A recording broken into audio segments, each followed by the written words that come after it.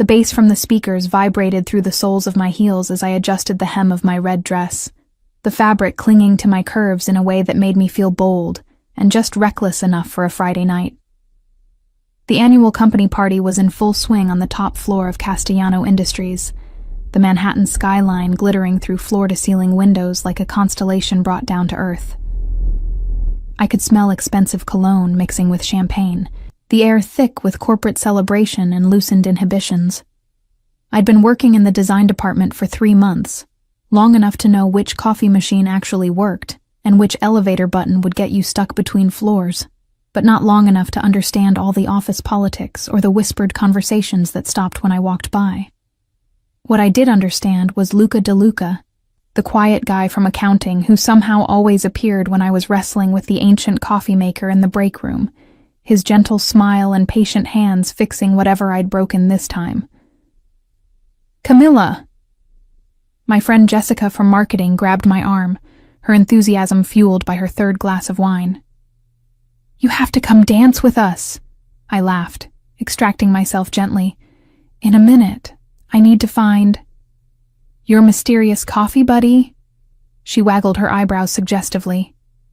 "Girl, when are you going to make a move? He's been circling you like a moth to a flame for months." Heat crept up my neck. "We're just friends. He's sweet. Sweet." Jessica rolled her eyes. "Honey, the way that man looks at you is anything but sweet. It's more like hungry." I pushed her playfully toward the dance floor, my heart doing an uncomfortable flip.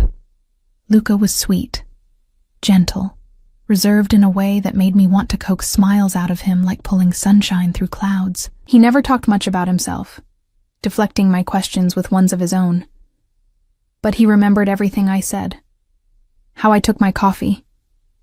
That I was from a small town in Texas. That my abuela taught me to be loud and unapologetic, because the world tried to make women like us invisible. I spotted him across the room, standing near the bar with a glass of what looked like whiskey, untouched. He wore a black suit that fit him perfectly.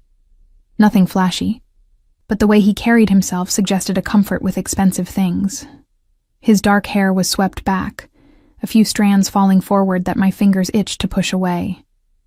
Even from here, I could see the strong line of his jaw, the way his eyes scanned the room with an alertness that seemed at odds with his usual calm demeanor.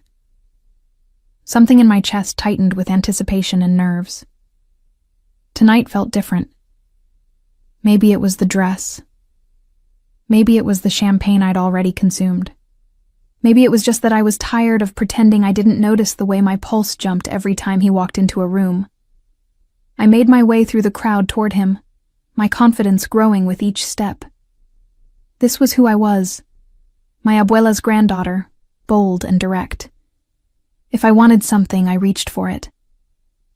"There you are," I said, coming to stand beside him at the bar. "I was beginning to think you'd skipped out on the fun." His eyes found mine, and something flickered in their dark depths. Just observing. Always observing, never participating. I bumped his shoulder with mine, a gesture that had become familiar between us. "You know what your problem is, Luca." One eyebrow lifted slightly, a hint of amusement touching his lips. "I'm certain you're about to tell me. You're too serious, too reserved, too—" I gestured at him with my champagne glass. "Buttoned up. When was the last time you actually laughed? Like really laughed? Not that quiet chuckle thing you do." The quiet chuckle thing? Now he was definitely amused, the corner of his mouth quirking up. "See? There it is again." I poked his chest, feeling the solid muscle beneath the expensive fabric. "You need to loosen up. Have some fun. This is a party, not a funeral." "Is that your professional assessment?" His voice was low, intimate despite the noise around us. "It is." I finished my champagne, setting the glass on the bar with more force than necessary. The alcohol was making me brave, or stupid, probably both. "In fact, I think you're scared." Scared. He repeated the word as if testing its weight. Scared to let anyone see the real you. Scared to be anything other than the perfect, controlled, serious guy everyone expects. I was on a roll now, my Latina blood rising with the challenge. My abuela always said I talked too much when I drank, that my mouth moved faster than my brain. She was probably right. I bet underneath all that reserve, you're actually fun, maybe even funny, but you're too chicken to show it. The change in him was subtle, but unmistakable. His posture shifted, his jaw tightened, and when his eyes met mine again, they held something dark and dangerous that made my breath catch. The temperature between us seemed to spike, the air growing thick with a tension I didn't fully understand. Camilla? My name on his lips sounded different, weighted with meaning. You should be careful. Careful? I laughed, though it came out slightly breathless. Of what? Of you. His hand moved faster than I expected, wrapping around my wrist with a firmness that wasn't painful, but was absolutely commanding. He pulled me closer, close enough that I could smell his cologne, something dark and expensive like cedar and smoke, close enough to see the gold flecks in his brown eyes, close enough to feel the heat radiating from his body. If you dare tease me again, he said softly, his voice dropping to a whisper that somehow cut through all the noise around us. You might discover that I'm not as safe as you think. My heart hammered against my ribs. This wasn't the gentle, quiet Luca from the break room. This was someone else entirely. Someone with edges and shadows that I'd never glimpsed before. His thumb pressed against my pulse point, and I knew he could feel how fast my heart was racing. Is that a threat? I managed to ask, my voice embarrassingly shaky. A warning. He held my gaze for another moment, long enough for me to see something flicker in his eyes that looked almost like regret. Then he released me and stepped back. Excuse me, I need to make a phone call. I watched him walk away, my wrist still tingling from his touch, my mind spinning. What the hell was that? Had I imagined the intensity, the way his carefully controlled mask had slipped just enough to show something darker underneath? Was he just playing along with my teasing, trying to be sexy and mysterious? Wow. Jessica appeared at my elbow, fanning herself dramatically. What did you say to him? Because whatever it was, it worked. That man looked ready to devour you whole. I rubbed my wrist absently, still feeling the ghost of his fingers. I don't know. I was just messing with him, like always, and then he just changed. Changed how? I don't know how to explain it. I frowned, watching Luca disappear through a door marked private. It was like seeing a different person for a second. Someone. Dangerous? Jessica supplied, her voice suddenly more sober. Yeah. The word came out as a whisper. Dangerous. The party continued around us, people dancing and laughing and drinking too much. But something had shifted in the air. I couldn't shake the feeling that I'd just crossed a line I didn't even know existed.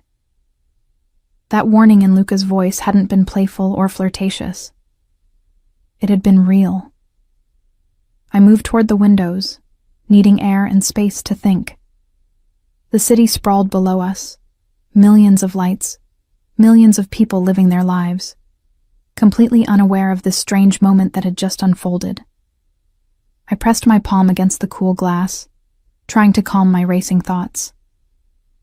Behind me, I heard voices, low and urgent.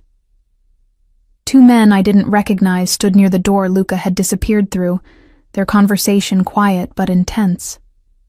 I shouldn't eavesdrop. It wasn't my business. But something made me step closer, hidden by a large decorative column, my designer's eye for spatial awareness telling me I was perfectly positioned to hear without being seen. Needs to know there's a problem, one man said, his accent thick with Italian inflection. The informant's been identified. The Russians know he's here tonight. Boss isn't going to like this, the other replied. He specifically said to keep things quiet at this event. It's supposed to be clean. Boss. They said boss with the same reverence people used when talking about CEOs or presidents. But something about the way they said it, combined with the words informant and Russians, made my stomach drop. Where is Mr. DeLuca now? Making calls, trying to contain the situation before. The rest of their conversation was drowned out by a sudden commotion near the entrance. Raised voices, the sound of something heavy hitting the floor. People started screaming, and that's when I realized that my sweet, quiet, gentle Luca wasn't who I thought he was at all. The screaming intensified, champagne glasses shattering against marble as people scattered like startled birds. My designer's instinct kicked in, the part of me that was always aware of space and flow and structure, mapping the room's exits even as my heart tried to climb up my throat. The two men I'd been eavesdropping on moved with practiced efficiency toward the commotion, their jackets falling open just enough for me to catch the glint of metal at their waists. Guns. They were carrying guns. My abuela's voice echoed in my head, sharp and clear as if she were standing next to me. When trouble comes, mija, you run, and you don't look back. But my feet felt rooted to the spot, my body pressed against the decorative column as chaos unfolded around me. Through the crowd, I could see men in black suits that weren't part of the original party guests. 4, maybe 5 of them, moving through the room with purpose. They weren't here for champagne and small talk. One of them grabbed a man I vaguely recognized from the IT department, slamming him against the wall with brutal efficiency. Where is he? The attacker demanded, his accent Russian, thick and dangerous.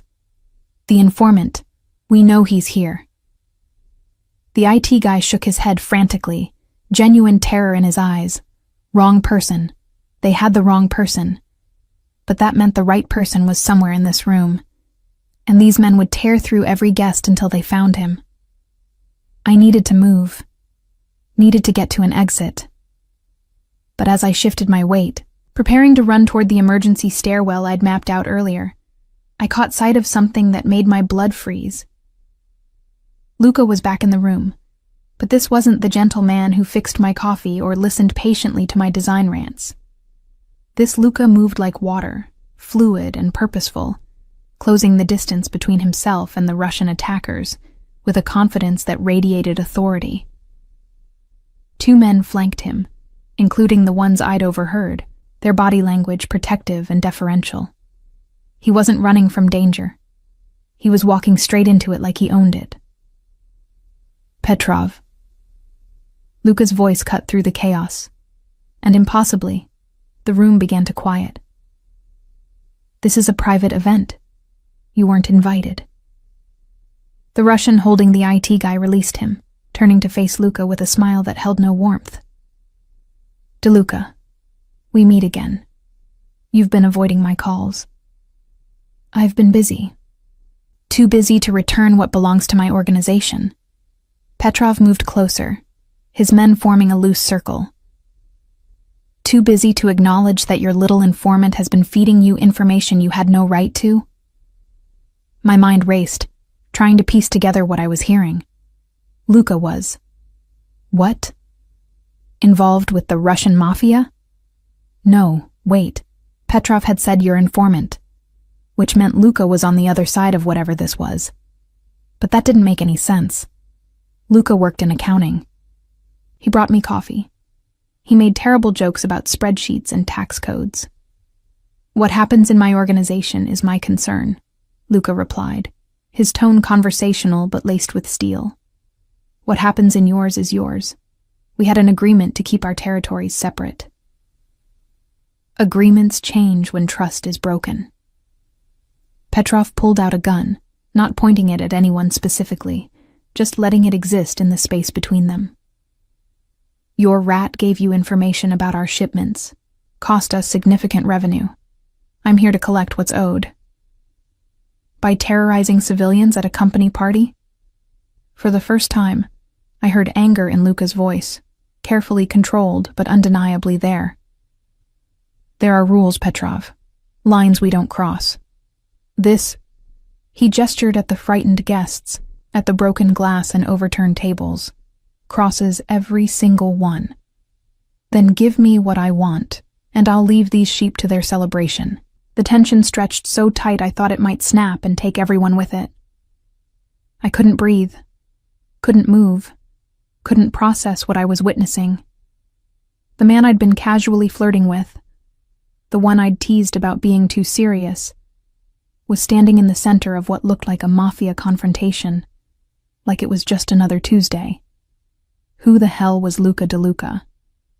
My phone buzzed in my clutch, startlingly loud in the relative quiet. Everyone's eyes swiveled toward me, and I realized with growing horror that my hiding spot behind the column wasn't as secure as I'd thought. Petrov's gaze found me, then traveled to Luca, noting the way Luca's entire body had tensed the moment attention turned my direction. Interesting, Petrov said slowly, a new calculation entering his expression. And who is this lovely creature? Does DeLuca have a weakness we didn't know about? She's no one. Luca's voice was flat, emotionless, but I saw the subtle signal he gave to his men, saw them shift positions slightly. A designer who works here. Leave her alone. A designer. Petrov laughed, the sound sharp and cruel. You know, I've been in this business long enough to recognize a lie when I hear one. The way you look at her, DeLuca. The way your entire posture changed when she appeared. That's not nothing. I said leave her alone. Now the steel in Luca's voice was explicit, a blade unsheathed. Everything happened at once. One of Petrov's men lunged toward me. Luca moved to intercept. Gunshots exploded through the room, deafening after the tense quiet. People screamed again, genuine panic replacing mere fear. I dropped to the floor on instinct, my hands covering my head as my design training kicked in, calculating angles and trajectories and the shortest path to safety. But the safest path led right through the conflict, right through Luca and Petrov and their terrible dance of violence and power. My abuela would have killed me herself if she knew I was even considering what I was about to do. I ran. Not away from the danger, but toward it. Toward Luca, who had somehow positioned himself between me and the Russian attackers, who was fighting off Petrov's men with a brutal efficiency that spoke of years of training I knew nothing about. His jacket was torn, blood seeping through his white shirt from a cut on his arm, but he barely seemed to notice. "Camila, get back!" he shouted, his eyes wild when they found mine. "Get out of here!" "Not without you." The words came out before I could think about them, before I could remember that I barely knew this man, that everything I thought I knew was apparently a lie. But in that moment, watching him fight to protect not just me but everyone in this room, I couldn't just run and save myself. One of Petrov's men grabbed for me, his fingers catching the fabric of my dress. I did what my abuela taught me, what every woman from my family learned, driving my elbow back into his stomach, and then bringing my heel down on his instep with all the force I could muster. He released me with a curse, and I stumbled forward, right into Luca's arms. "You infuriating woman," he growled. But his arms came around me protectively, shielding me with his body as another shot rang out. "Can you follow instructions just once? Can you try being less mysterious and dangerous?" I shot back, my voice high with adrenaline and fear. "You could have mentioned the whole Mafia boss thing in one of our coffee conversations."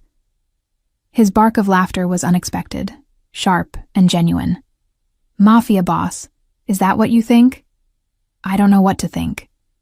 I pressed closer to him as his men engaged with Petrov's forces, the elegant party space transformed into a war zone. "All I know is that you're not who you said you were. People are shooting at us, and I'm very confused about why I'm not running away."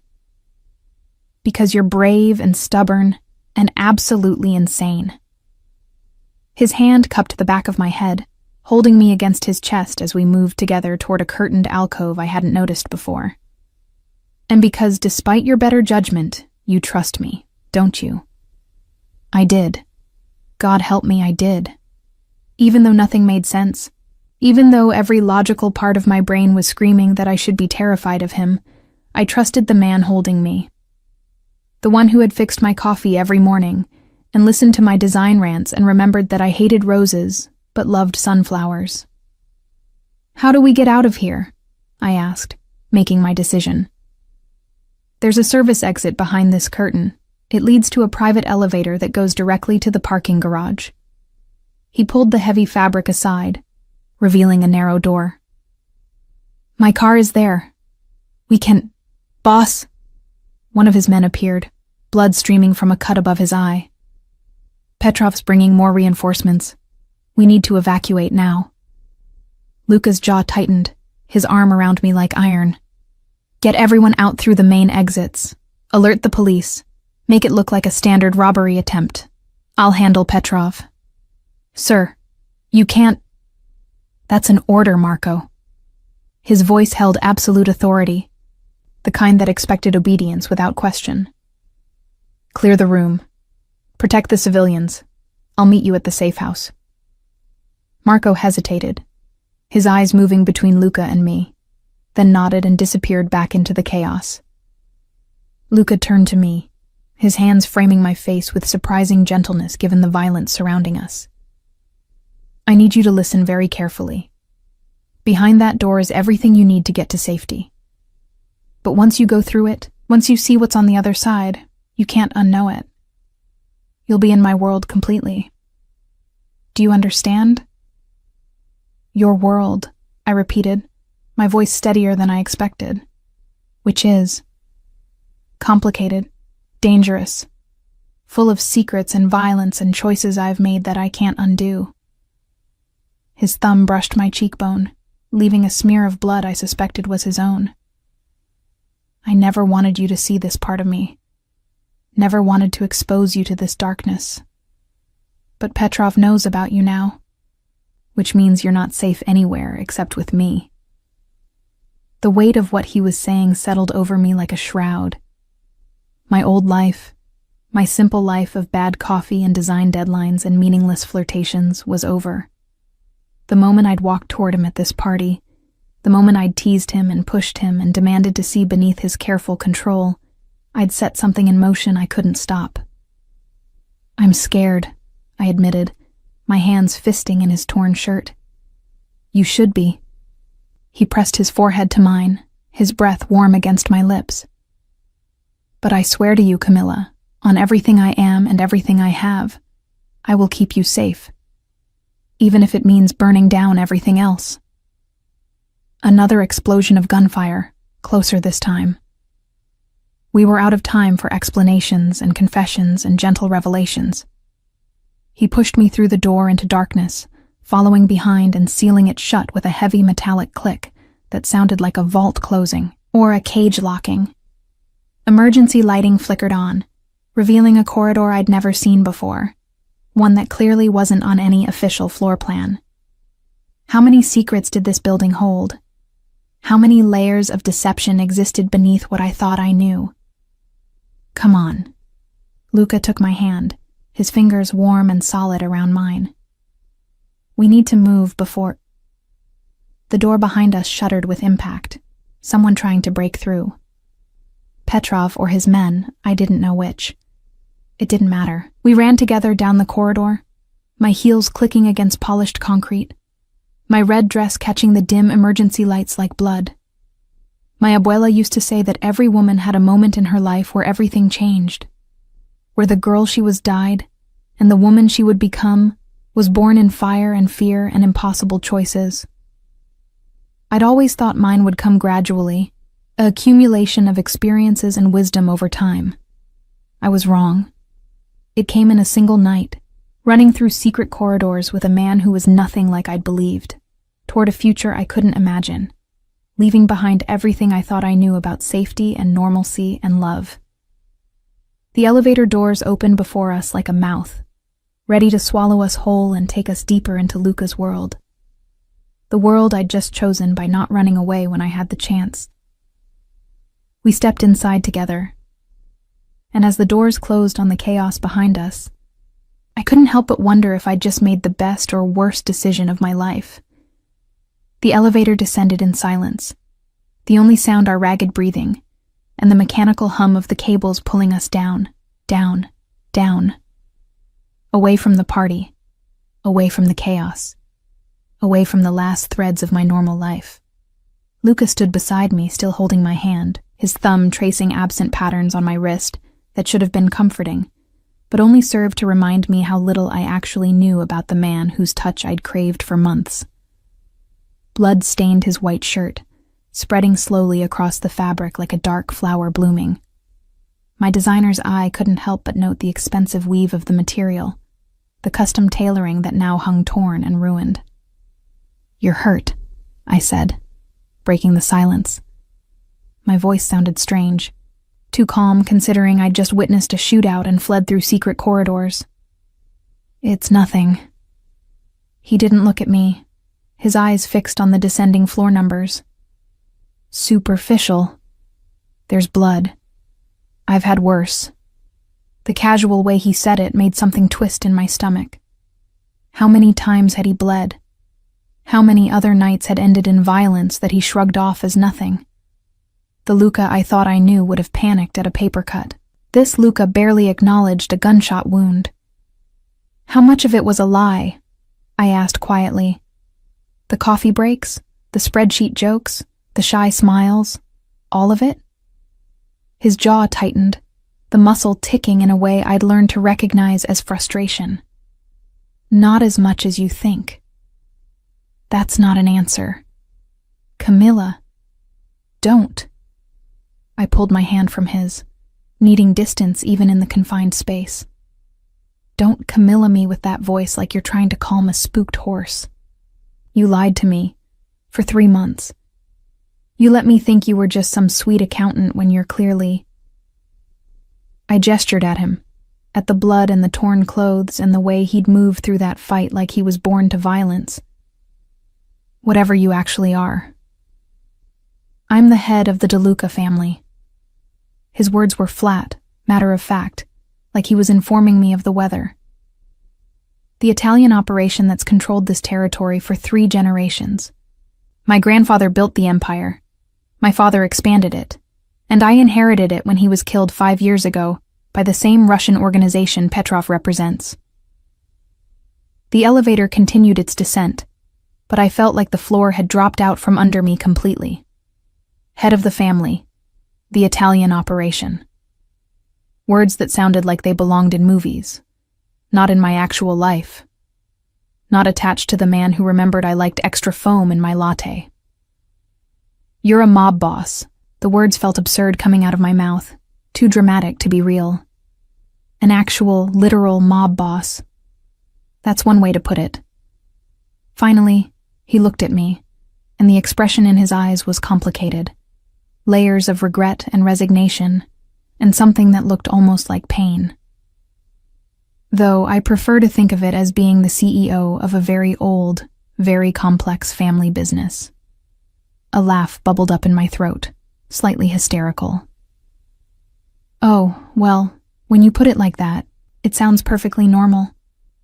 Just a regular family business that happens to involve gunfights and Russian mafia and—" The reality crashed over me again, making my knees weak. Oh my God, I've been flirting with a criminal. "Technically, you've been flirting with a legitimate businessman who also happens to run a criminal organization." The corner of his mouth lifted slightly. "My tax returns are spotless." "This isn't funny." "I know it's not." The almost smile disappeared. "But if I don't find some humor in your reaction, I'm going to have to deal with the reality that I've put you in danger. That because I was selfish enough to want your attention, your laughter, your light in my life for a few stolen moments every day, Petrov now knows you exist, knows you matter to me, and in my world, Camilla, that's a death sentence." The elevator jolted to a stop, the doors opening onto an underground parking garage that looked nothing like the normal employee lot I'd seen. This was private, exclusive, with only a handful of vehicles, each one worth more than my annual salary. My no-cost comparison training kicked in immediately, but the point was made. This was wealth on a different level than the company salary I knew. We need to keep moving. Luca stepped out first, his body positioning itself automatically between me and any potential threat. Even now, injured and exhausted, he moved with that predatory grace. My car is the black Maserati. Of course it was. Because why wouldn't a mafia boss drive a Maserati? I followed him across the pristine concrete, my heels echoing in the cavernous space. Around us, security cameras tracked our movement, red lights blinking like watching eyes. "Where are we going?" I asked, as he opened the passenger door for me, the gesture so familiar and yet so surreal given everything else. "Somewhere safe. Somewhere Petrov can't reach you." He waited until I slid into the leather seat, before closing the door with careful precision, then moved around to the driver's side. The engine purred to life, smooth and powerful. We pulled out of the garage through an exit I'd never seen before, emerging not onto the street I expected, but into an alley that led away from the building entirely. How many escape routes did he have planned? How many contingencies existed for nights when everything went wrong? We drove in silence for several minutes, leaving behind the glittering lights of the business district for darker, quieter streets. My mind kept trying to process everything I'd seen, everything I'd learned, but it felt like trying to hold water in my hands, the truth slipping through my fingers faster than I could grasp it. "The coffee wasn't a lie," Luca said finally, his voice breaking through my spiraling thoughts. "In case you're wondering, the conversations we had, the way I looked forward to seeing you every morning, the fact that you made me laugh when I didn't think I remembered how, none of that was fake. But you were lying about who you are." I stared out the window, watching the city pass by in streaks of light and shadow. "About everything important." "I wasn't lying. I was protecting you." His hands tightened on the steering wheel. "Do you know what happens to people I care about in my world? They become targets, leverage, ways to hurt me. My father loved my mother so much he put her name on everything he owned, made sure everyone knew she was his greatest weakness. And when his enemies wanted to destroy him, they killed her right in front of him." The raw pain in his voice made me look at him, really look at him, and see past my anger to the man underneath. The man who'd lost his mother to violence, who'd inherited an empire built on blood and fear, who'd spent 5 years protecting everyone around him by keeping them at arm's length. "So you kept me at a distance by pretending to be someone else." I said it as a statement, not a question. "I kept you at a distance by pretending to be someone safe, someone normal, someone you could laugh with and tease and not have to fear." He glanced at me, his expression raw. "For 3 months, when I was with you, I got to be that person. Not the boss, not the heir to a criminal empire. Just Luca, the guy who made bad jokes about spreadsheets and fixed your coffee. That's not fair." My voice cracked despite my efforts to stay strong. "You don't get to make me feel sorry for you when you've been lying to me." "I know. You're right. It's not fair." He turned onto a smaller street, then into what looked like a residential neighborhood, though the houses here were massive, set back behind gates and walls. "But nothing about my life is fair, Camilla. Nothing about what I inherited, or what I'm responsible for, or the choices I have to make every single day. And the one purely selfish thing I allowed myself was you. Those moments in the break room when you'd complain about clients, or tell me about your abuela's stories, or make fun of my tie choices. That was the only real thing in my life." We pulled up to a gate that opened automatically, revealing a driveway that led to a house that was more mansion than home. Stone and glass and modern architecture that screamed money and security. Lights flickered on as we approached, illuminating manicured gardens and what looked like armed guards positioned discreetly around the perimeter. "This is your house?" I asked, though the answer was obvious. One of them. The one I actually live in when I'm not maintaining the fiction that I'm a normal businessman with a normal apartment. He parked in front of the main entrance, killing the engine. We'll be safe here tonight. Tomorrow I'll figure out what to do about Petrov and how to keep you protected long term. But right now, I need to stop the bleeding and make sure you're okay. I looked down at myself, surprised to see my red dress was torn, a scratch on my arm I didn't remember getting. The adrenaline was wearing off, leaving exhaustion and shock in its wake. My hands were shaking, I realized. My whole body was shaking. Hey. Luca's voice was soft, gentle, the tone I remembered from our coffee conversations. Look at me. Breathe. You're safe now. Am I? I met his eyes, seeing my fear reflected back at me. Am I really safe, Luca? Or have I just traded one danger for another? He didn't answer immediately, which was answer enough. Finally, he reached over and took my hand again, his touch warm despite the blood and the violence and everything that stood between us. I can't promise you'll always be safe. My world doesn't work that way, but I can promise that I will do everything in my power, use every resource I have, burn down anyone who tries to hurt you. Is that enough? It should have terrified me, the casual way he talked about burning people down. It should have sent me running, demanding he take me home, back to my little apartment and my simple life. But as I sat there in his car, in front of his fortress of a home, with my body still shaking from the danger we'd just escaped, I realized something fundamental had shifted inside me. I wasn't the same woman who'd walked into that party. That Camilla, the one who teased gentle accountants and believed the world was mostly safe, was gone. This new version, the one born in gunfire and revelations, knew the truth now. Knew that darkness existed just beneath the surface of normal life. Knew that the man she'd been falling for was more complicated and more dangerous than she'd ever imagined. And the terrifying part was, she still wanted him. Take me inside, I said finally, making my choice. Show me your world, the real one. No more lies, no more pretending. If I'm stuck in this, if Petrov already knows about me, then I deserve to see all of it. Something shifted in Luca's expression, surprise giving way to respect. You're sure? No.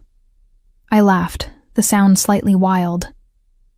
I'm not sure about anything anymore, but I'm here, and I'm not running, so you might as well tell me everything. He nodded slowly, then got out and came around to open my door, offering his hand like a gentleman despite the blood on his shirt and the danger in his eyes. I took it, letting him help me from the car, my legs unsteady in my torn dress and battered heels. The front door opened before we reached it, revealing a woman in her 50s with iron-gray hair and assessing eyes.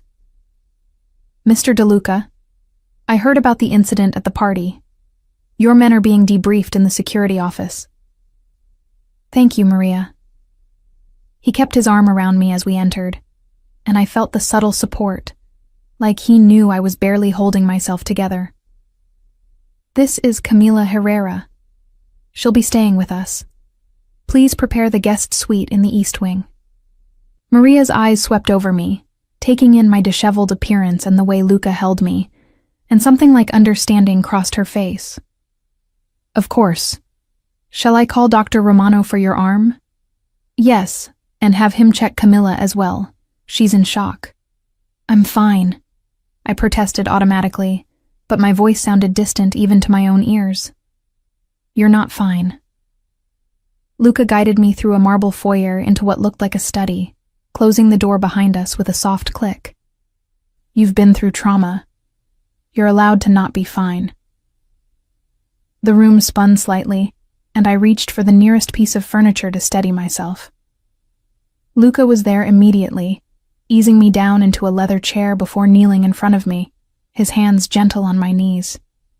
Breathe, he instructed, his voice low and soothing. In through your nose, out through your mouth. That's it. You're doing great. This is insane, I managed between breaths. This whole night is insane. I know. His thumb traced circles on my knee, the touch grounding me. I'm sorry. I'm so sorry you got dragged into this. You said the coffee wasn't a lie. I focused on his face, on the familiar features that now seemed to belong to a stranger. What else was real? What else can I believe? He was quiet for a long moment, clearly weighing his words. Everything between us was real. My interest in you. My enjoyment of our conversations. The way I felt when you smiled at me. All of it was genuine. The only lie was my name. Your name? Luca DeLuca is real. But that's not who people in my world know. To them, I'm Don Lorenzo DeLuca, the head of the family, the boss. He said the title with something that sounded like resignation. Luca was who I wanted to be with you, someone normal. But you're not normal. The reality of it settled over me, heavy and inescapable. You're never going to be normal. No. His honesty was brutal in its simplicity. I'm not, and if you stay in my life, you won't be either. That's why I'm giving you a choice, Camilla. Tomorrow, I can arrange for you to disappear. New identity, new city, new life. You'll be safe from Petrov, and from anyone else who might use you to get to me. Or I stay. I finished for him, already knowing what my answer would be, even as I tried to rationalize running. And let you drag me deeper into your world of violence and secrets. And let me protect you. Really protect you. Not from a distance, not while pretending to be someone I'm not, but as exactly who I am. His eyes were dark and intense, holding mine with that magnetism I'd felt from the beginning. I can keep you safe, Camila. I have resources you can't imagine, people loyal to me who would die before letting harm come to you. But it means being mine, completely. The possessiveness in his voice should have alarmed me.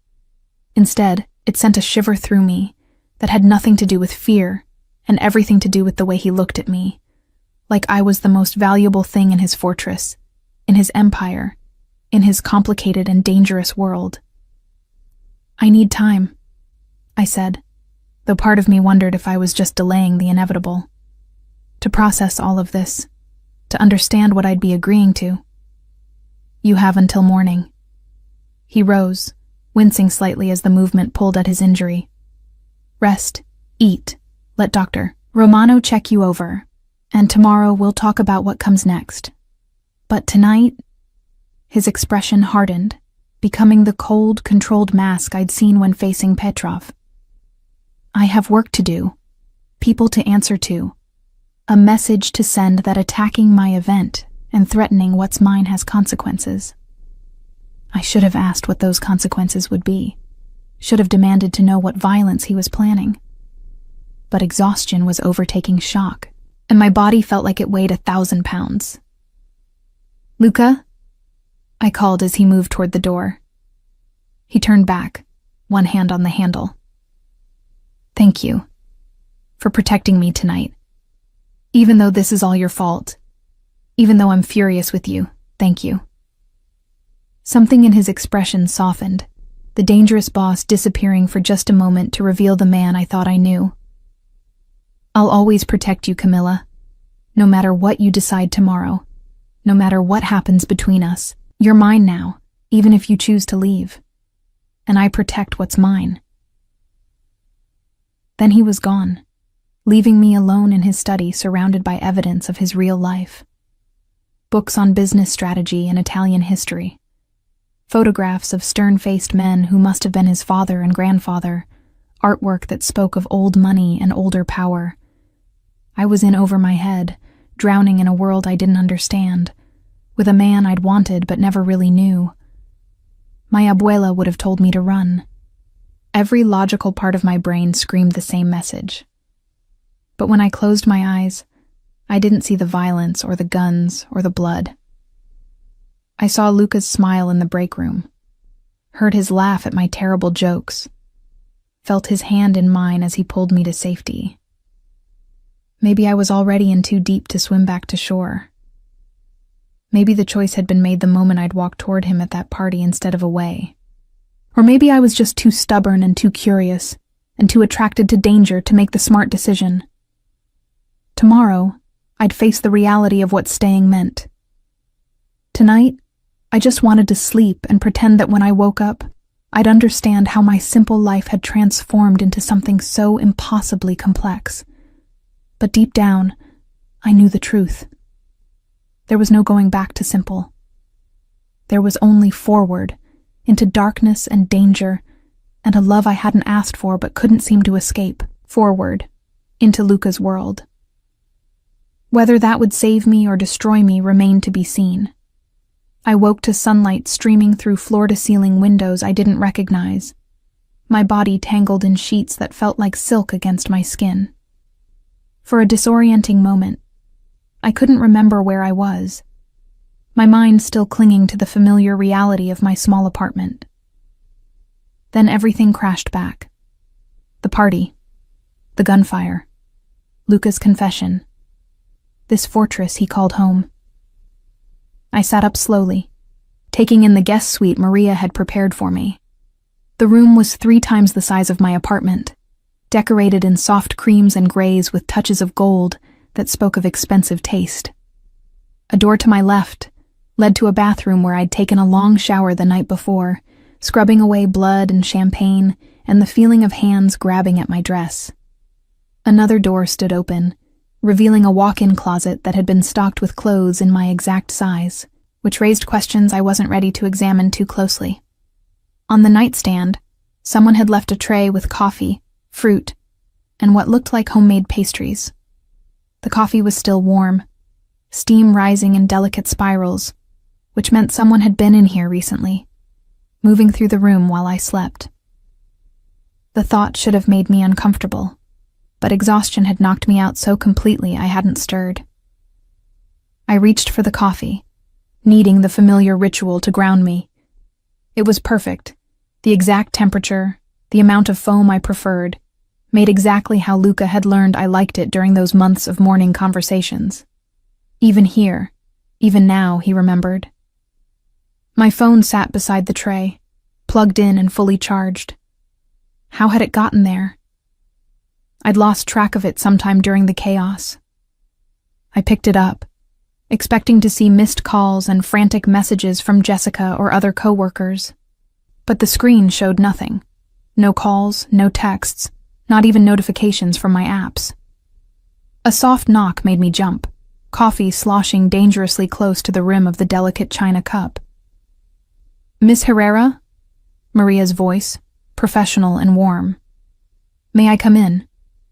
"Yes," I called, grateful I'd found a robe in the closet to wrap around the silk pajamas someone had left for me.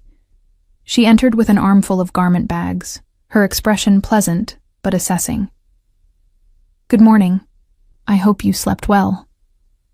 Mr. DeLuca asked me to provide you with some options for today." She laid the bags across the bed with practiced efficiency. "He also wanted me to inform you that he'll meet you for breakfast in 30 minutes if you're feeling up to it." "Where is he now?" I asked, setting down the coffee. "In his office, dealing with last night's aftermath." Her tone remained neutral, but I caught the implication. Whatever Luca was doing, it wasn't something I wanted to know the details about yet. "He's been up since 5. Of course he had. While I'd been unconscious, dead to the world from shock and exhaustion, he'd been managing his empire, dealing with the consequences of Petrov's attack, planning whatever revenge or defensive measures came next in this world I'd stumbled into. "Maria?" I hesitated, unsure how to ask what I wanted to know. "How long have you worked for Luca?" "Since he was 16 years old." She began unpacking the garment bags, revealing casual clothes that were somehow still clearly expensive. "I was his mother's housekeeper. After she passed, I stayed to take care of him and his father." "So you've known him a long time." I moved to the window, looking out at gardens that seemed to stretch forever, walls disguised as decorative landscaping, creating barriers between this property and the outside world. "You've seen what this life is really like," I have. She joined me at the window, her reflection in the glass showing a woman who'd seen her share of darkness. And I've seen what it does to the people in it. But I've also seen Mr. DeLuca try harder than any man I've known to be different from his father, to build something that doesn't rely entirely on violence and fear. Is that possible? I asked. In his world? I don't know. Her honesty surprised me. But I've watched him try for 5 years, making changes his father never would have considered, creating legitimate businesses to replace the criminal ones. It's slow work and dangerous work, because change threatens those who profit from the old ways. But he's trying. I absorbed this information, adding it to everything else I was trying to process. Luca wasn't just a mafia boss content to rule through violence. He was trying to transform his inheritance into something else. It didn't excuse the lies, didn't erase the danger, but it complicated my understanding of him even further. Miss Herrera, Maria said gently, I've worked for this family long enough to recognize when something significant happens. The way Mr. DeLuca looks at you, the lengths he went to protect you last night, the fact that he brought you here to his private sanctuary. These are not small things. He cares for you, perhaps more than is wise for a man in his position. That's what scares me. I turned to face her. Being someone he cares about makes me a target. That's what he said. It does. She didn't soften the truth. But it also makes you the most protected person in this city. Mr. DeLuca has resources and loyalty that most people can't comprehend. If he's claimed you as his, then anyone who touches you signs their own death warrant. The casual way she mentioned death warrants made my stomach twist. This was the reality I was considering stepping into, where violence was a tool, where human lives were chess pieces to be moved and sacrificed. Could I really live in this world? Could I accept being with someone who made these kinds of choices? I'll leave you to get ready, Maria said, moving toward the door. Breakfast is in the sunroom at the back of the house. I'll have someone show you the way. After she left, I went through the motions of getting ready on autopilot. The clothes fit perfectly, designer labels and styles I would have chosen for myself if I could afford them. Jeans that hugged my curves, a soft cashmere sweater in cream, leather boots that were broken in just enough to be comfortable. Even the underwear was my size and style, which meant Luca had been paying attention to more than just how I took my coffee. That should have creeped me out. Instead, it sent a flutter through my chest that I tried to ignore. The house was massive, and I got lost twice before finding the sunroom, a glass-enclosed space filled with plants and morning light. Luca stood at the far end, talking on his phone in rapid Italian, his back to me. He'd changed clothes, now wearing dark jeans and a black sweater that emphasized his broad shoulders. The blood and torn shirt from last night were gone, but I could see the edge of a bandage peeking out from under his sleeve. He turned as I entered, his eyes finding me immediately.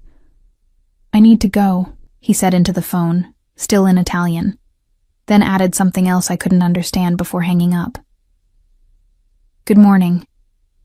His English was slightly accented, I realized, hearing it now that I wasn't distracted by everything else.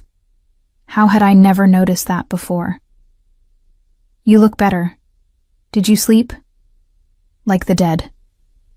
The phrase came out before I could stop it, and I winced at the inappropriate comparison given the context. Sorry, bad choice of words. A smile ghosted across his face.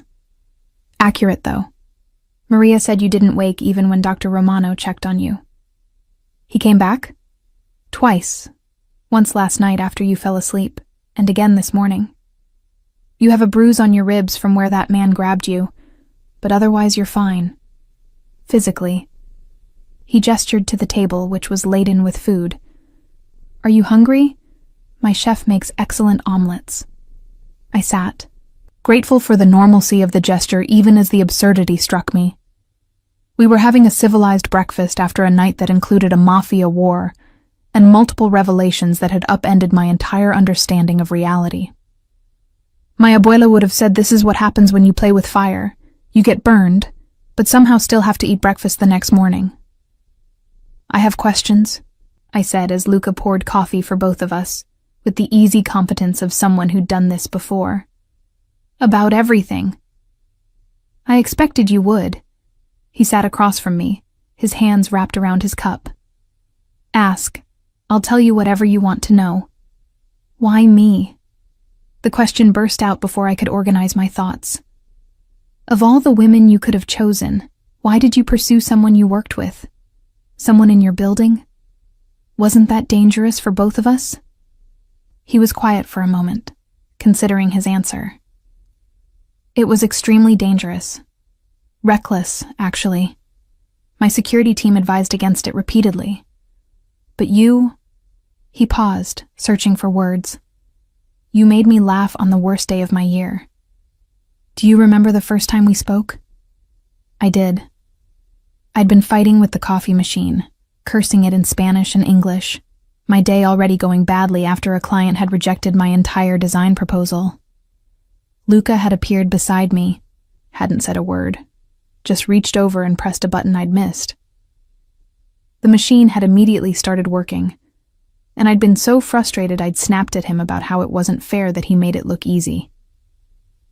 You called me a coffee wizard, he said, the memory softening his expression. And then you apologized for being rude and explained that your design client had been a disaster. You told me about the project, showed me the rejected concepts on your phone, and asked my opinion even though I was just some guy from accounting. I remember. My voice was quieter than I intended.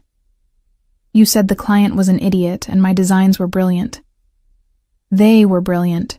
You have real talent, Camilla. A unique perspective that combines practicality with beauty. He leaned forward slightly. But more than that, you were real. Genuinely yourself in a building full of people who filtered every word through politics and ambition. You swore at a coffee machine. You showed your work to a stranger. You didn't care that I might think you were unprofessional or too emotional. You were just you. So you wanted me because I was authentic? I couldn't keep the skepticism from my voice. That seems like a low bar. In my world, authenticity is rarer than diamonds. His eyes held mine. Everyone wants something from me. Everyone has an agenda. Every interaction is a negotiation or a power play. But you just wanted me to fix your coffee and listen to you vent about design clients. You saw me as Luca, not Don Lorenzo.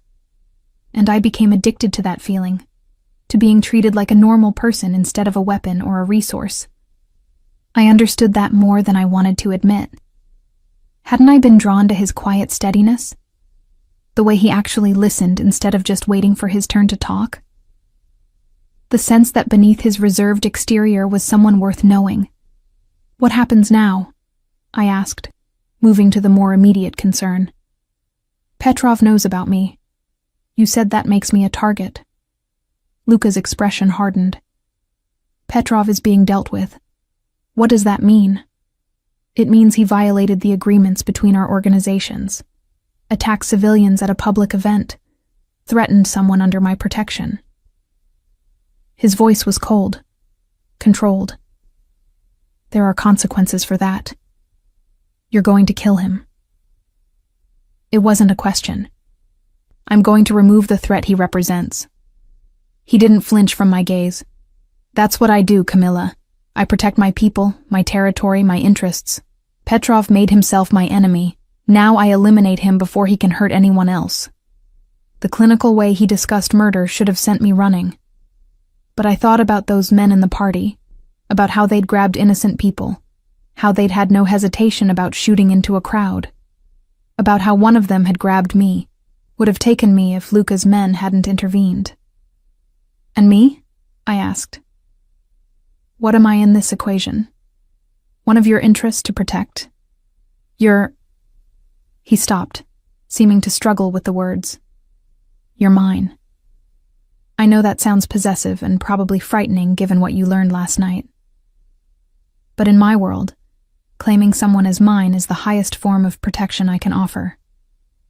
It means every resource I have, every person loyal to me, every bit of power I've accumulated, all of it stands between you and harm. It also means I belong to you. I set down my coffee cup. Like property. No. His vehemence surprised me. Like family. Like someone so valuable that losing them would destroy me. He reached across the table, his hand hovering over mine, asking permission. My mother was my father's greatest love and his fatal weakness. He loved her so much he couldn't hide it, couldn't protect her properly.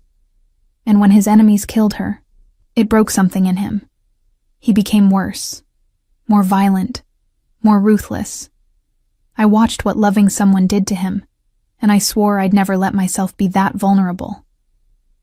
I turned my hand over, letting him take it. His fingers were warm, calloused in ways I'd never noticed during our casual touches in the break room. What changed? You did. Simple. Direct. 3 months of watching you, talking to you, being near you. I tried to stay distant, tried to maintain the fiction that we were just colleagues with a friendly rapport. But somewhere along the way, you stopped being a pleasant distraction and became necessary.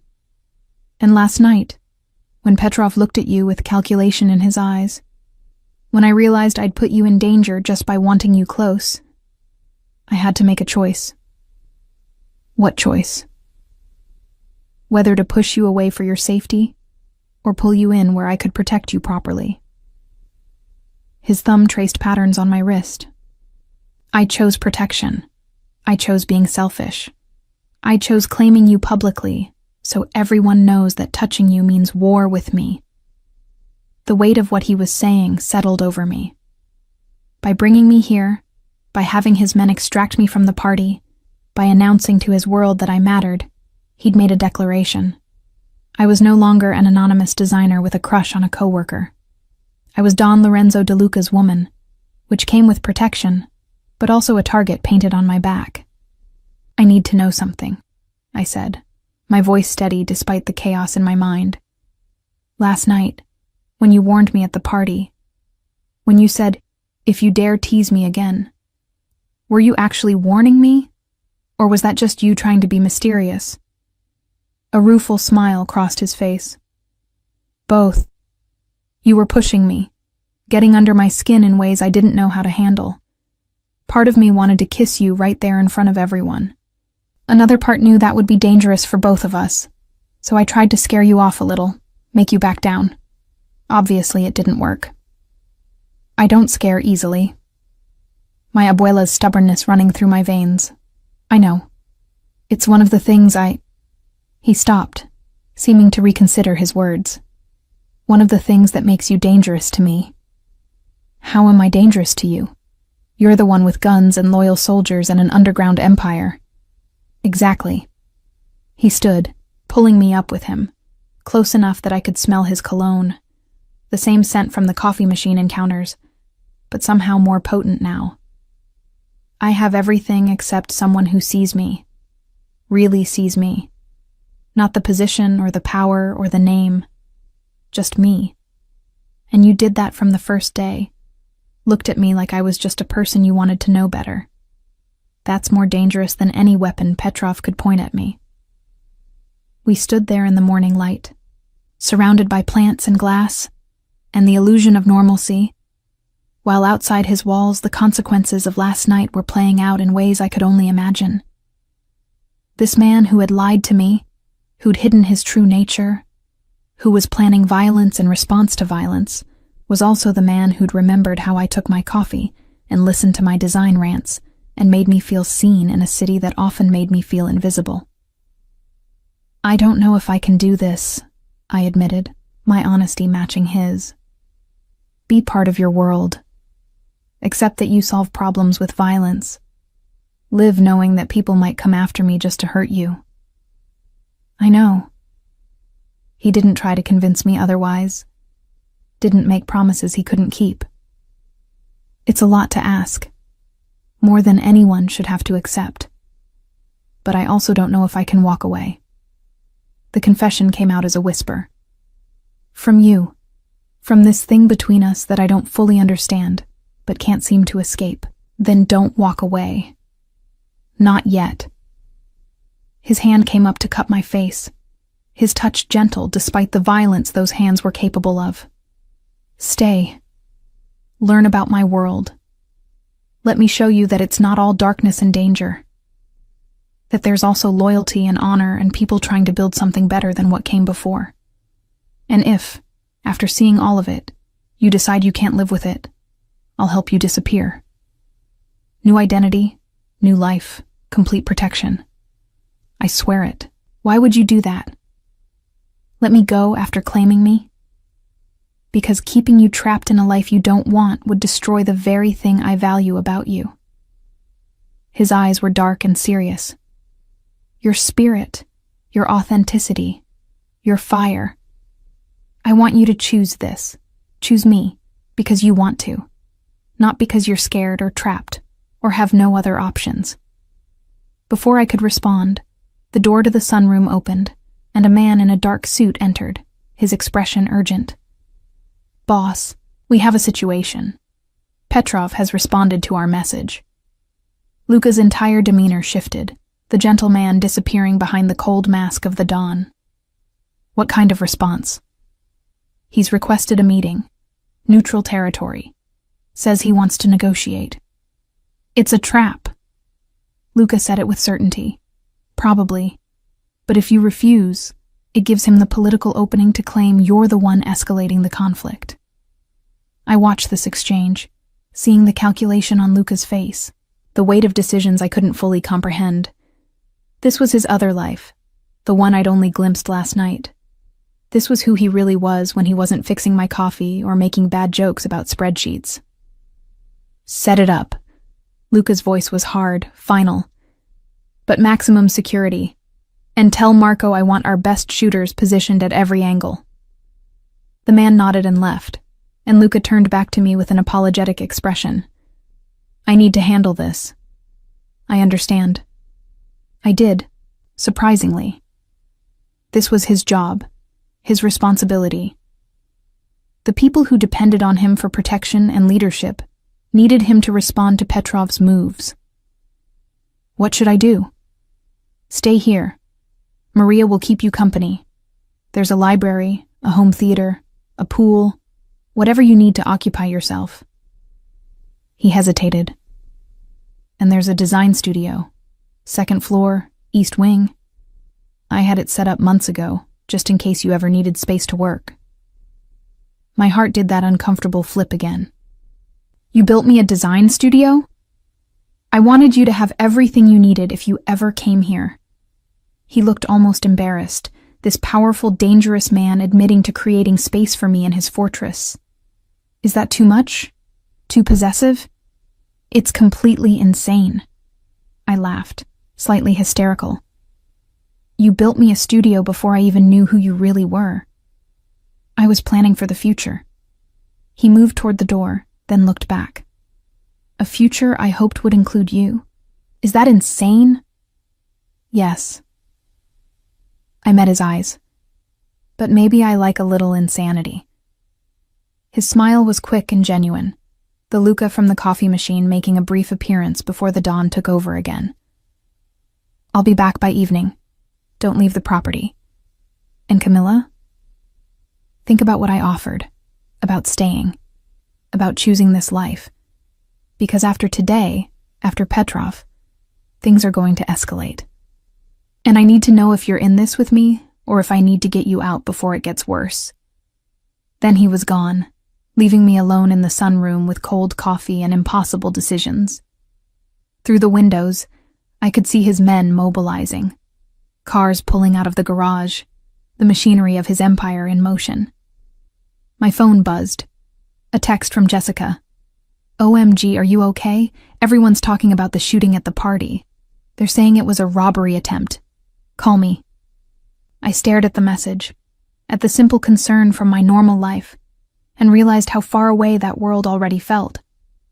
The shooting, the violence, Luka's confession, all of it had shifted my reality so completely that Jessica's message seemed to come from another universe entirely. I needed to see this design studio. Needed to understand what Luca had built for me, what future he'd been imagining when he should have been keeping his distance. Because the truth was, I'd already made my decision. I just hadn't admitted it to myself yet. I was going to stay. Not because I was trapped or scared, but because when I imagined walking away from Luca, from the man who'd built me a design studio and remembered my coffee order and looked at me like I was precious, my heart rebelled against the idea. My abuela would have called me crazy. She would have been right. But sometimes crazy was the only honest response to finding out that the man you'd been falling for was actually a mafia boss who wanted to give you the world, even if that world came wrapped in violence and danger and impossible choices. I was going to choose him. Choose this. Choose the insanity of loving someone I barely knew but couldn't imagine losing. God help me. I was going to choose Luca's world. And pray that decision didn't destroy us both. The design studio took my breath away. Floor-to-ceiling windows flooded the space with natural light, reflecting off pristine white walls and pale wood floors. 2 industrial-grade drafting tables dominated the center, surrounded by ergonomic chairs that probably cost more than my monthly rent used to. Digital tablets, specialized software already loaded and licensed, shelves of fabric samples and material swatches organized by color and texture. Everything a designer could want was here, waiting. But it was the smaller details that made my throat tight. A coffee station in the corner with my preferred brand of beans and the exact milk I liked. A small refrigerator stocked with the sparkling water I always grabbed from the break room at work. A corkboard already mounted on one wall, waiting for inspiration boards and sketches. Photographs of my past projects, somehow acquired and professionally printed, arranged on another wall like a gallery of my work. He'd been planning this for months. While I'd been crushing on my quiet coworker, he'd been building me a sanctuary within his fortress. The level of attention, of care, was overwhelming. It's beautiful, isn't it? Maria's voice came from the doorway. He spent weeks getting the light exactly right, had the windows specially installed for optimal north-facing illumination. I turned to find her watching me with knowing eyes. He told you what this was for? Not in so many words, but I've worked for this family long enough to recognize when a man is nesting. She smiled slightly.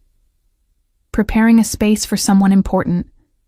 His mother did the same thing when she was pregnant with him, redoing rooms over and over until they were perfect. The comparison made something flutter in my chest.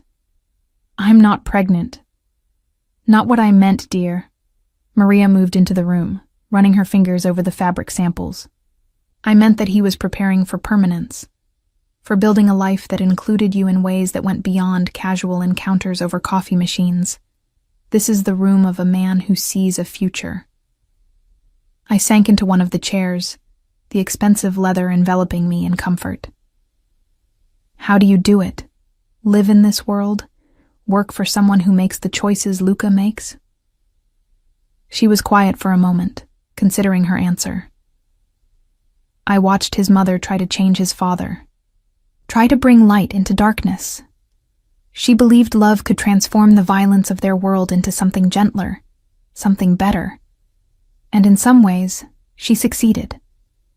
Mr. DeLuca Sr. was softer with her, more human. But the world they lived in was stronger than her influence. It broke her in the end, killed her for trying to change what shouldn't be changed. That's not encouraging. I fingered one of the fabric samples, silk, that felt like water against my skin. I'm not trying to encourage you. I'm trying to be honest. Maria sat in the other chair, her posture relaxed. Luca is not his father. He's trying to build something different, to transition the family business into legitimate enterprises. But that's slow work, and dangerous work, because old loyalties and old ways of doing business don't change easily. You need to understand what you'd be walking into. I'm beginning to. I thought about the conversation at breakfast, about Luca's admission that I was dangerous to him, that he was making me a target by claiming me. He offered to help me disappear if I decide I can't handle this. New identity, new life, complete escape. He would. Maria nodded. Because despite everything, despite the violence and the power and the choices he has to make, Luca has his mother's heart. He wants to protect the people he cares about, even if that means protecting them from himself. Do you think I should run? If you were advising me as a friend, not as his housekeeper, what would you tell me? She studied me for a long moment, her expression thoughtful. I'd tell you that every choice has a cost. Running means safety, but also loneliness, always wondering what might have been. Staying means danger, but also belonging to something larger than yourself. Being part of a family, even one built on complicated foundations. She paused. And I'd tell you that I've seen the way he looks at you. The way he's been different these past months, lighter somehow. That's worth something, even in a dark world. My phone buzzed again. Another text from Jessica, more urgent this time. A news alert about a shooting in the warehouse district, rumors of gang violence, speculation about Mafia involvement. Luca's meeting with Petrov was making headlines, even if the media didn't know the full story. Is he in danger? I asked, showing Maria the alert. This meeting with Petrov? Always. Her answer was simple and devastating. Every time he steps out of this house, every time he meets with other families or handles problems, he's in danger. That's the reality of what he is, what he does. You'll have to live with that fear if you stay. The constant awareness that any moment could be the one where he doesn't come home. The image of Luca not coming home, of learning he'd been killed at some meeting or ambush, made my stomach turn over. I'd known him such a short time, but the thought of losing him felt impossible to bear. When had that happened? When had this man become so important that imagining his death felt like imagining my own? I need to work, I said abruptly, standing and moving to one of the drafting tables. Design something. Use my hands. It helps me think. Maria nodded, understanding. I'll bring you lunch in a few hours. And Camilla? Whatever you decide, he'll respect it. That's something you can count on with him. After she left, I lost myself in design work, sketching concepts for a residential project I'd been developing before the party had derailed everything.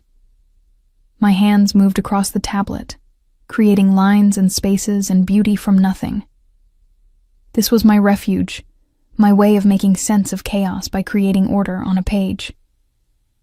Hours passed, marked only by the changing angle of sunlight through those perfect windows. Maria brought lunch as promised, along with more coffee and a quiet presence that I found comforting. I worked through the afternoon, developing concepts and solving spatial problems, letting the familiar process calm my racing thoughts. I was so focused that I didn't hear the door open again, didn't realize I wasn't alone, until strong arms wrapped around me from behind, pulling me against a solid chest that smelled of gunpowder and smoke under expensive cologne. Luca. Relief flooded through me, mixed with questions and concern. You're back. Are you hurt? What happened? I'm fine. His voice was tired, strained in a way I'd never heard before. It went as expected. Petrov is neutralized. The threat is contained. He turned me in his arms, and I could see the exhaustion in his eyes, the weight of whatever he'd done today settling on his shoulders like a physical burden. Neutralized. The euphemism didn't hide the reality. You killed him. I eliminated a threat to my family, to my people, to you. No apology, no justification, just statement of fact. That's what I do, Camilla. That's what I am. If you're going to be part of my life, you need to accept that sometimes I make decisions that result in death.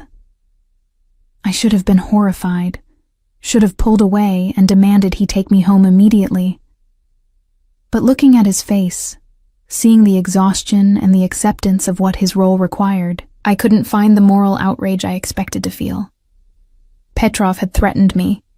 had attacked civilians at a party, had been willing to kill to get what he wanted. Luca had removed that threat, protected his people, done what his position demanded. "Are you okay?" I asked instead, my hands coming up to frame his face. "You look exhausted."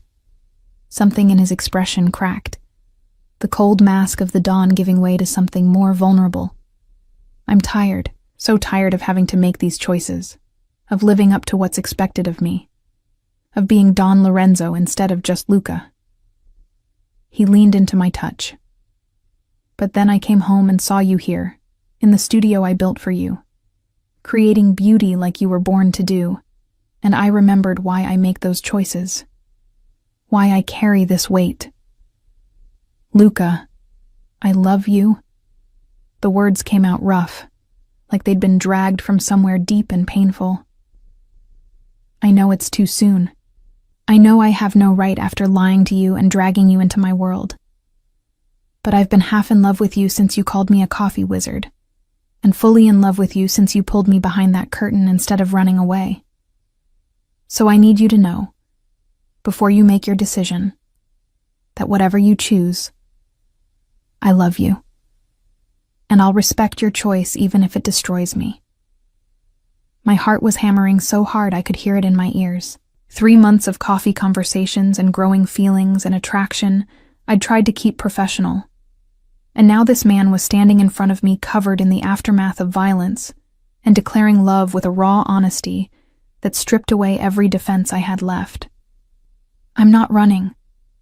The words came out steady, certain. "I'm staying. I'm choosing this insanity. Choosing you, even though my abuela would tell me I've lost my mind." His eyes searched mine, looking for doubt or hesitation. "You're sure? Once you're part of this, really part of it, there's no going back to your old life. You'll be mine, and everyone will know it. That comes with protection, but also with danger, with expectations and obligations and—" I kissed him, cut off his words with my lips, because I didn't need any more warnings or explanations. I'd made my choice, and I was done with hesitation. His surprise lasted only a moment before he responded, one hand tangling in my hair while the other pulled me closer, like he was trying to merge our bodies into one. The kiss was everything our months of careful distance had denied us. Hungry, desperate, claiming. He tasted like coffee and danger and promise, and I wanted more, wanted everything he'd been holding back, everything we'd denied ourselves while pretending he was just a coworker and I was just a designer with a crush. When we finally broke apart, both breathing hard, he rested his forehead against mine. "You're mine now. Completely. Do you understand what that means?" "I'm beginning to." I traced the line of his jaw, feeling the roughness of late-day stubble. "It means I'm part of your world, part of your family. It means I accept who you are and what you do, even when it scares me. It means I trust you to keep me safe. Always." The word was a vow. "I will always keep you safe, even if it costs me everything." "Then show me." I pulled back slightly, meeting his eyes. "Show me the rest of your world, the parts you've been protecting me from. If I'm going to be part of this, I need to understand all of it, not just the surface."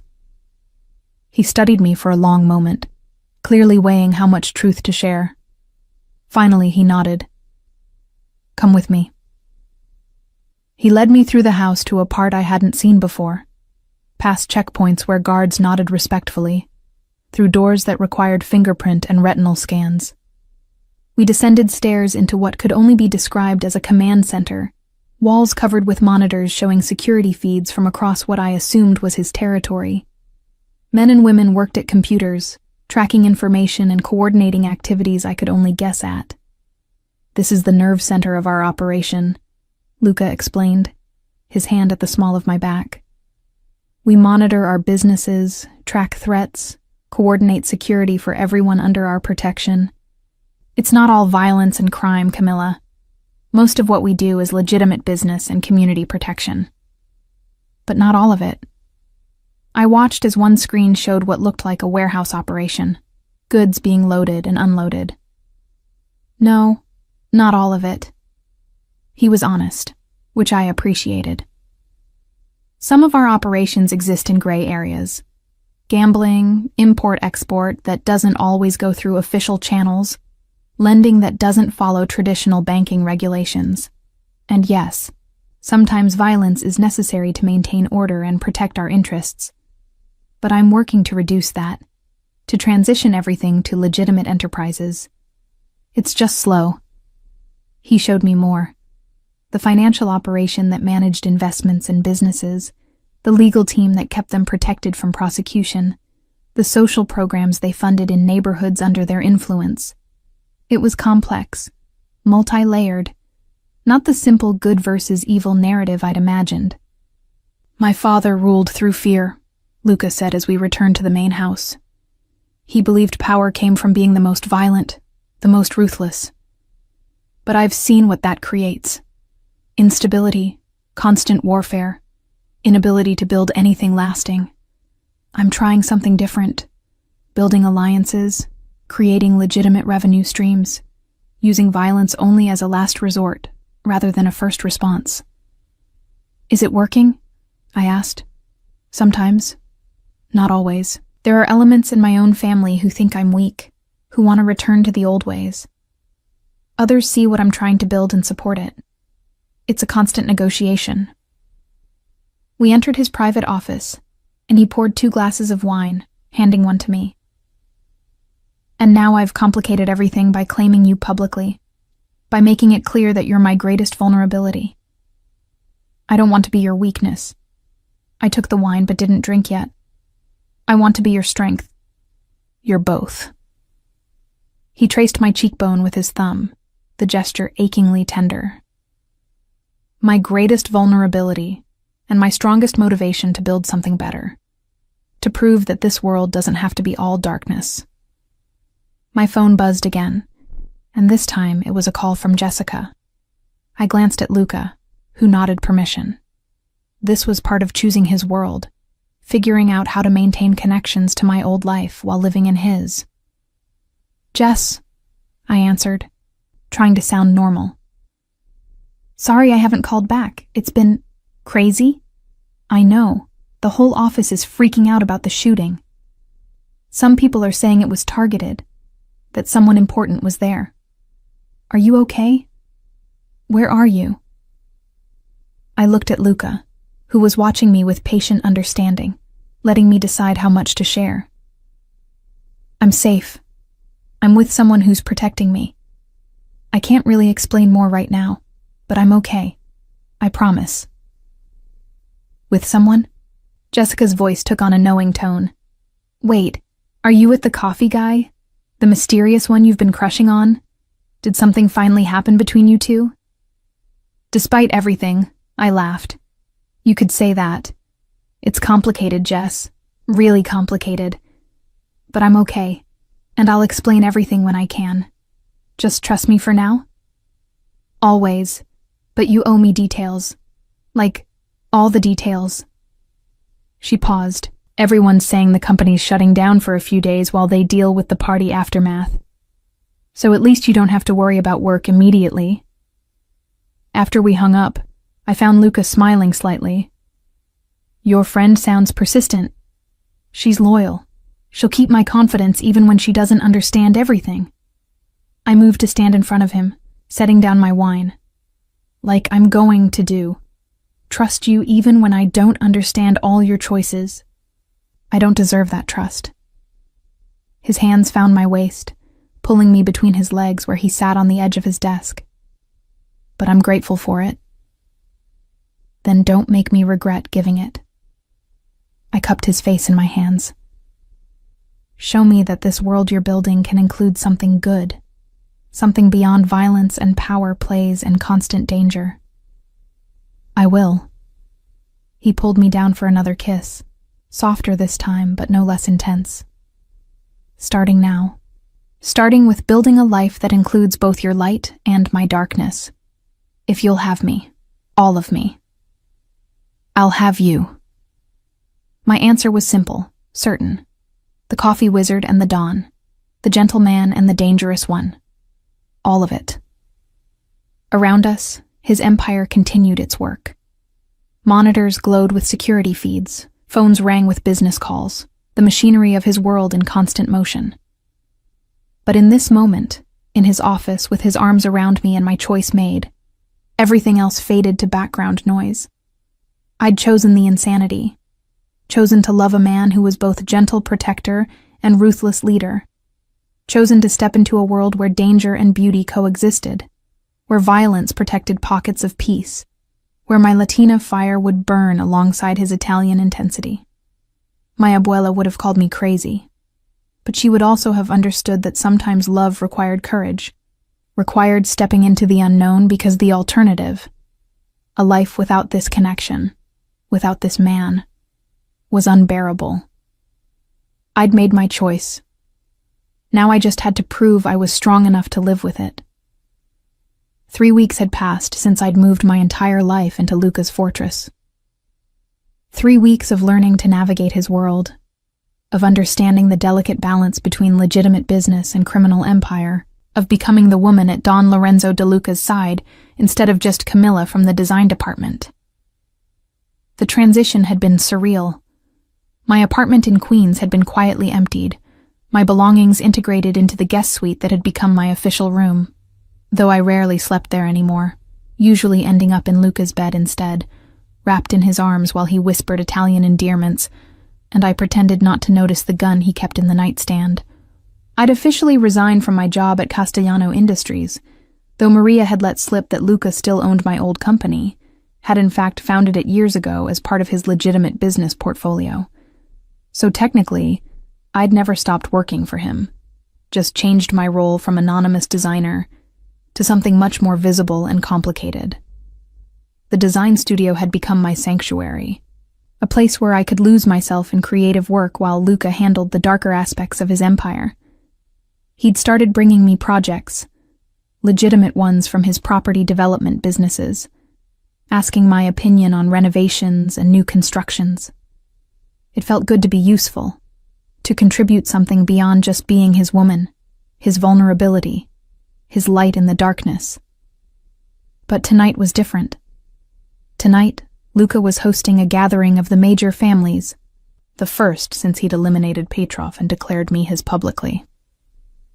It was a test of sorts, a way to demonstrate that his decision to claim me hadn't weakened him, and that his authority remained unchallenged despite introducing a complication into his life. Maria had spent hours helping me prepare, selecting a dress that walked the line between elegant and powerful. Emerald green silk that Luca had specifically chosen, cut to show just enough skin to be stunning without being inappropriate for a Mafia gathering. My hair was swept up into an elaborate style that made my neck look elegant, and the jewelry Luca had given me, diamond earrings and a necklace that probably cost more than my education, caught the light with every movement. "You look beautiful," Maria said, stepping back to admire her work. "But more importantly, you look like you belong here. Like you're not someone to be dismissed or underestimated." "I don't feel like I belong here." I stared at my reflection, barely recognizing the sophisticated woman looking back at me. "I feel like I'm playing dress-up in someone else's life." "We all feel that way in the beginning." She squeezed my shoulder gently. "But you've adapted faster than most. You have strength your predecessors lacked. That Latina fire combined with genuine intelligence and empathy. That's rare in this world." A knock at the door interrupted us, and one of Luca's men, I'd learned his name was Paolo, entered with a polite nod. "Miss Herrera, the boss is ready for you. The first guests are arriving." I took a deep breath, running my hands over the silk dress one more time. "Okay, let's do this." Luca waited for me at the top of the grand staircase, looking devastating in a custom tuxedo that emphasized his broad shoulders and commanding presence. His eyes found me as I approached, and the heat in his gaze sent a shiver down my spine despite my nerves. "Bellissima," he murmured, taking my hand and bringing it to his lips. "You take my breath away." "I'm terrified," I admitted quietly. "What if I mess this up? What if I say the wrong thing or embarrass you?" "Impossible." He tucked my hand into the crook of his arm, the gesture both protective and possessive. "You are exactly who you need to be. Smart, strong, and completely yourself. That's what I love about you, Camilla. You don't pretend to be something you're not. Even when maybe I should pretend." I gestured at the grand staircase leading down to where his guests were beginning to gather. "I'm a designer from Queens with a Texas accent and a tendency to speak before I think. These are Mafia bosses and their wives. Sophisticated, dangerous people who probably eat girls like me for breakfast." "Girls like you?" He stopped, turning me to face him fully. "You mean strong women who survive on their own, who build careers through talent rather than connections, who have the courage to stand next to a man like me despite knowing the risks. Yes, they definitely eat women like that for breakfast. Because women like you are rare and powerful and everything they pretend to be but aren't." His confidence in me was almost enough to override my terror. Almost. What if they ask about my background, my family? "Tell them the truth. Your abuela raised you in Texas to be proud of your heritage. You worked your way through design school. You're brilliant at what you do." He traced my jawline with his thumb. "And if anyone disrespects you, they disrespect me. And no one is foolish enough to disrespect Don Lorenzo de Luca in his own home." The gathering below had grown, the sound of conversation and laughter floating up the staircase. I could see men in expensive suits and women in designer gowns, could feel the weight of their attention as they noticed Luca and me at the top of the stairs. "Ready?" he asked, offering his arm again. "No, but I'm doing this anyway." I straightened my spine, channeling every ounce of my abuela's courage and stubbornness. "Because I'm yours, and that means I stand beside you, even when I'm terrified. Especially when you're terrified." His smile was full of pride and affection. That's when true courage shows. We descended together, and I felt every eye in the room track our movement. The conversations quieted, people turning to watch the infamous Don Lorenzo present his woman to the assembled families. I kept my chin up, my hand steady on Luca's arm, refusing to show the fear churning in my stomach. At the bottom of the stairs, an older man approached, his silver hair and commanding presence marking him as someone important.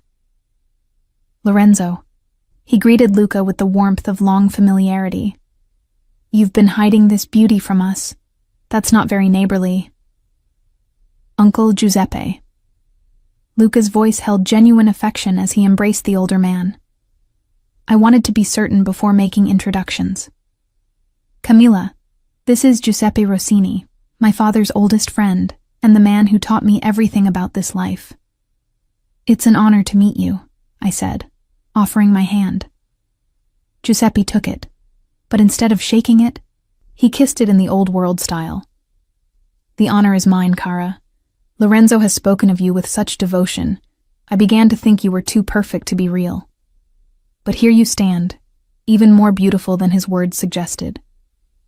His eyes, sharp despite his age, assessed me carefully. "And brave, I think. To take on this world, this life. That requires more courage than most possess." "Or more foolishness," I replied, then immediately worried I'd said the wrong thing. But Giuseppe laughed, a booming sound that drew attention from nearby guests. "She has humor and honesty. This is good, Lorenzo. This is very good." He turned back to me. "My late wife was much like you. Spoke her mind, didn't pretend to be what she wasn't. I hope you'll let me tell you stories of her sometime. I think you would have liked each other." "I'd like that very much," I said sincerely, some of my tension easing at his warmth. More introductions followed, a blur of names and faces and careful assessments. Some of the families were genuinely welcoming, clearly pleased that Luca had found someone. Others were more reserved, their politeness hiding skepticism about whether I was strong enough for this life, smart enough to be an asset rather than a liability. One woman in particular, Adriana Mancini, wife of another Don, studied me with cool appraisal as we were introduced.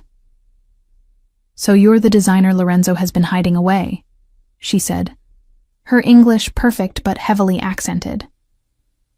"How charming. Tell me, dear, what do you bring to this union besides youth and beauty? Because in our world, those fade quickly, and then what value remains?" The challenge was clear, the test of whether I would crumble under pressure or stand my ground. I felt Luca tense beside me, ready to defend me, but I squeezed his arm slightly, signaling I could handle this. "I bring myself," I replied, meeting her gaze steadily. "My skills, my perspective, my absolute loyalty to the man I've chosen. And yes, I'm young and haven't been raised in this world. But I learn quickly, and I'm not afraid of the complexity or the danger. That has its own value, doesn't it? Fresh eyes seeing solutions others might miss because they're too close to tradition." Adriana's expression remained neutral for a long moment.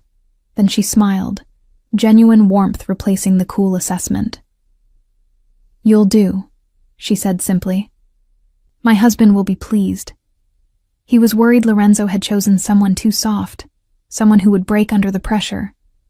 But I see steel beneath your pretty surface. Good. You'll need it." As she moved away, Luca leaned down to murmur in my ear, "That was perfect. Adriana is notoriously difficult to impress. You just won over one of the most influential women in our world." I almost threw up, I admitted quietly. But my abuela always said fake it till you make it, so that's what I did. His laugh was low and intimate, sending heat through me despite the public setting. "Your abuela sounds like a wise woman." The evening progressed with surprising smoothness. I navigated conversations about art and design, found common ground with wives who were sophisticated but not as intimidating as I'd feared, and generally managed not to embarrass myself or Luca. The food was incredible, wine flowing freely as the gathering relaxed into genuine celebration rather than political maneuvering. I was in conversation with Giuseppe and his daughter, discussing a renovation project their family was considering, when I noticed the change in atmosphere. Conversations quieted, tension rippling through the room like a stone dropped in still water. I looked to Luca, who had gone very still, his expression hardening into the cold mask of the dawn. A man had entered uninvited, flanked by 2 guards. He was older, perhaps 60, with gray hair and the kind of presence that suggested he was used to commanding attention. But it was the calculating cruelty in his eyes that made my stomach drop. "Carmine," Luca's voice was ice. "You weren't invited to this gathering." "No?" The man, Carmine, smiled, but it didn't reach his eyes. "I thought all the families were welcome in the great Don Lorenzo's home. Or have you become selective about whose company you keep?" "I'm selective about whose treachery I tolerate." Luca moved, positioning himself slightly between me and Carmine. "You were warned to stay away from my territory. Yet here you are, violating the agreement we made after Petrov's elimination." "Petrov." Carmine spat the name. "You think removing one Russian makes you invincible? You're a child playing at being a Don, Lorenzo. Your father would be ashamed of what you've become. Weak, distracted by a pretty face when you should be focusing on business." His gaze slid to me, and I felt the weight of his assessment, so different from the other families. This wasn't political calculation or concern for alliances. This was predatory interest, the look of a man considering how to use weakness against his enemy. "Choose your next words carefully, Carmine." Luca's voice dropped to a dangerous whisper that somehow carried through the silent room. Because insulting my woman in my home is a violation that demands a response.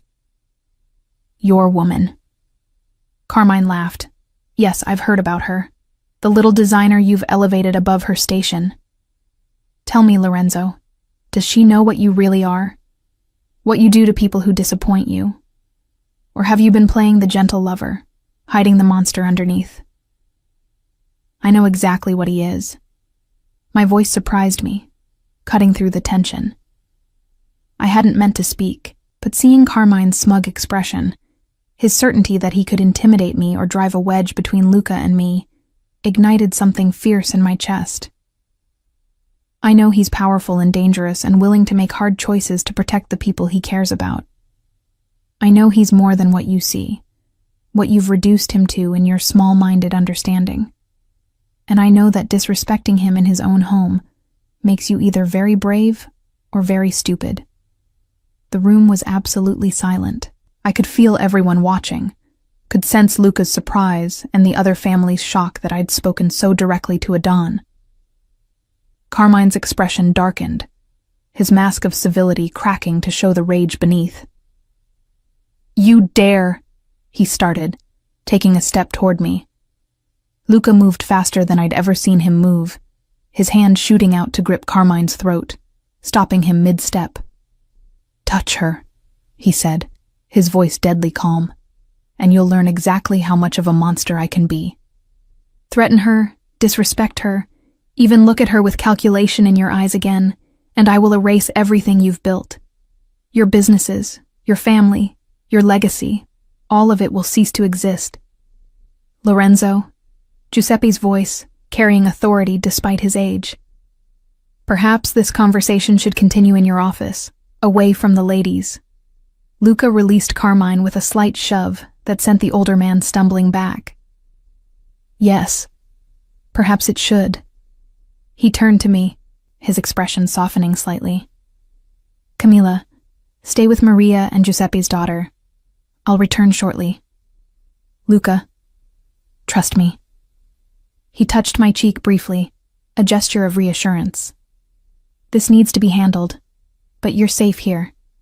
No one will touch you while you're under my family's protection.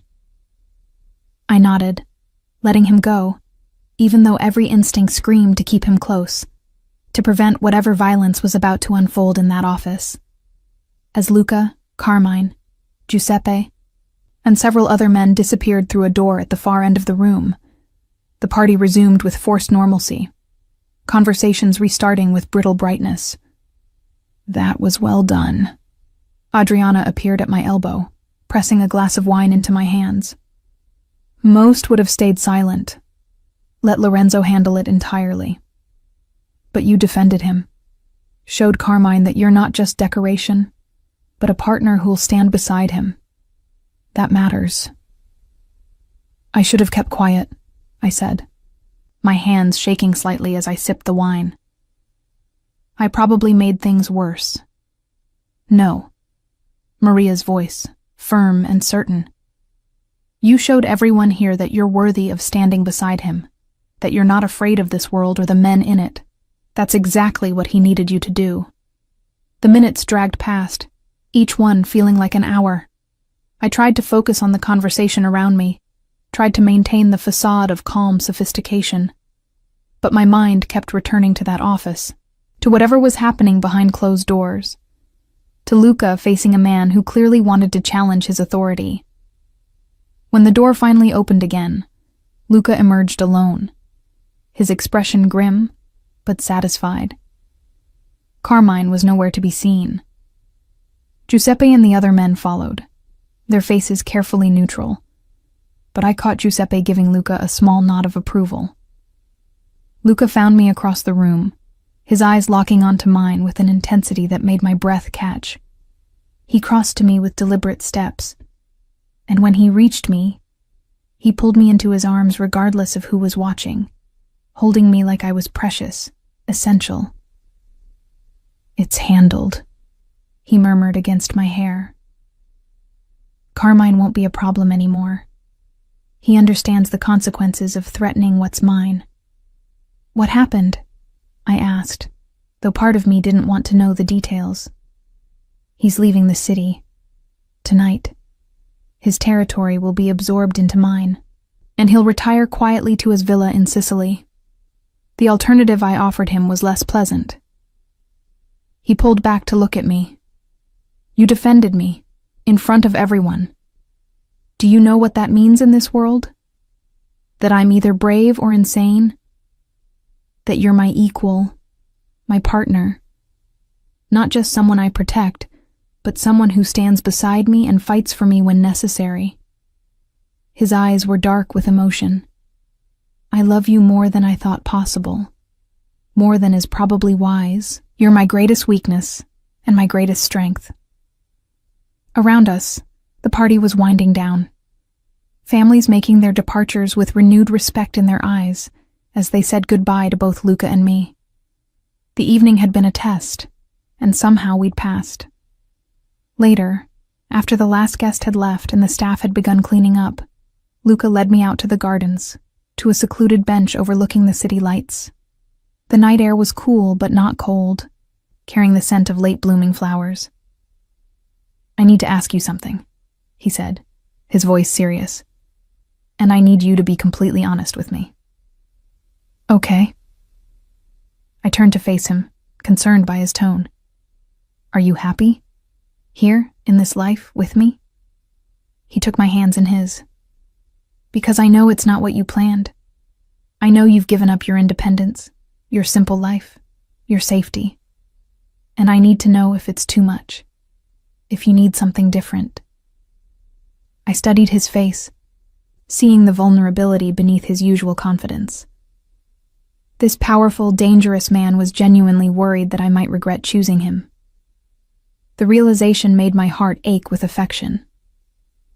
I won't lie and say it's not terrifying sometimes, I admitted.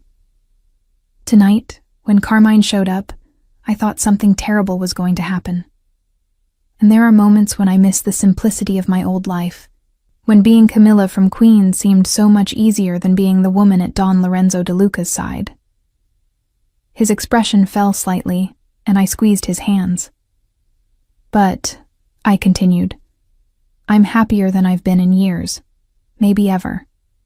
Because I'm with someone who sees me, really sees me, who values my opinion and my strength, who built me a design studio and remembers how I take my coffee, and looks at me like I'm the most important thing in his complicated world. So, yes, Luca, I'm happy, even with the danger and the fear and the occasional Mafia gathering where I have to defend your honor. His relief was visible, tension draining from his shoulders. I was worried. Tonight, seeing Carmine threaten you, realizing how exposed you are because of me, it reminded me that I'm selfish for keeping you in this life. You're not keeping me. I moved closer, fitting myself against him. I'm choosing to stay. Every day I choose this. Choose you. Choose us. Good. He kissed me, slow and thorough, a promise and a claim. Because I have plans for us, for our future, and they all require you to be here, by my side. What kind of plans? I asked, intrigued by the shift in his tone. The kind that involve permanently tying you to me, making you undeniably, legally, completely mine. He pulled a small velvet box from his pocket, and my heart stopped. I know it's fast. I know we've only been together a few months. But in my world, when you find someone worth keeping, you don't wait. You claim them before anything can take them away. He opened the box, revealing a ring that took my breath away. An emerald surrounded by diamonds, the green stone catching the moonlight and reflecting it back in 1,000 facets. It was stunning, unique, exactly what I would have chosen if I'd been designing my own ring. Camila Herrera, he said, his voice carrying the weight of emotion. Will you marry me? Will you let me spend my life protecting you, loving you, building something beautiful with you? Will you be my wife, my partner, my equal in all things? I should have asked for more time. Should have pointed out that we barely knew each other in the traditional sense, that marriage felt rushed even by Mafia standards. But looking at this man who'd transformed my life, who'd shown me strength I didn't know I had, who loved me with an intensity that both terrified and thrilled me, I knew my answer. Yes. The word came out as a whisper, then stronger. Yes, I'll marry you. I'll be your wife and your partner and everything else you want me to be. He slid the ring onto my finger, the fit perfect, and I realized he'd somehow gotten my size without me noticing. Probably from that detailed observation that had led to the design studio, and the coffee preferences and everything else he'd learned about me while pretending to be just a quiet accountant. I love you, he said, pulling me into his arms again. My brave, strong, perfect Camilla. You've changed everything for me, given me a reason to build something better than what I inherited, shown me that this world can have light as well as darkness. I love you too. I meant it with every fiber of my being, even though you're impossible and possessive and way too good at getting your way. Those are features, not bugs. His smile was playful, the gentle Luca from our coffee conversations making an appearance. And you love me anyway. I do. I laughed, the sound carrying joy and certainty into the night. God help me, I really do. We sat together in the gardens, wrapped in each other's arms, while the city below continued its endless rhythm of life and business and possibility. My old life felt like a dream now, something that had happened to a different person. This was my reality now. Designer turned Don's fiancé. Ordinary girl transformed into something stronger, more complex, more alive than I'd ever imagined being. My abuela would have called me crazy. But she also would have understood that sometimes love required courage, required stepping into fire and trusting that the person beside you would keep you from burning alive. I'd made my choice months ago, standing in that party with gunfire echoing around me. I'd chosen to trust Luca, to believe in him, to build a life that defied logic and embraced impossibility. Now, with his ring on my finger and his love wrapping around me like armor, I was choosing it again. And I'd keep choosing it every day for the rest of our complicated, dangerous, beautiful life together. Because some things were worth the risk, some people were worth the fear, and some loves were worth burning down your entire world to protect.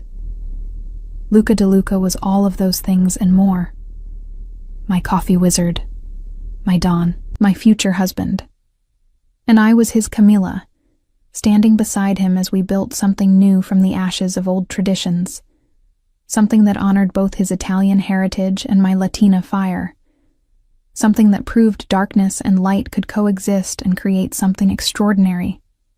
The future stretched before us, uncertain and dangerous and full of promise, but we'd face it together, partners in every sense of the word. And that was enough. That was everything.